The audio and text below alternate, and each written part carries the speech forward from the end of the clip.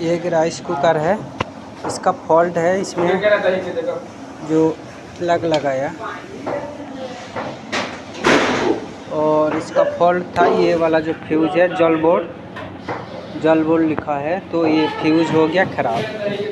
तो अभी इमरजेंसी काम चल रहा है, सब ओपनिंग है, तो अचानक से ख़राब हो गया।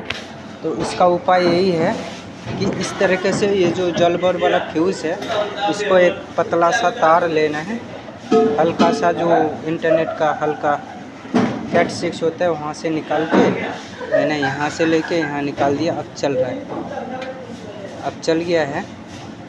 ये वाला फ्यूज़ ख़राब हो जाता है, इसे ढक्कन खोल के ऐसे इमरजेंसी के लिए जब तक फ्यूज़ ना आए तब तक ऐसे चला सकते हो, कोई दिक्कत नहीं। 1-2 घंटा 3 घंटा चला सकते हो, जब इमरजेंसी के काम आए।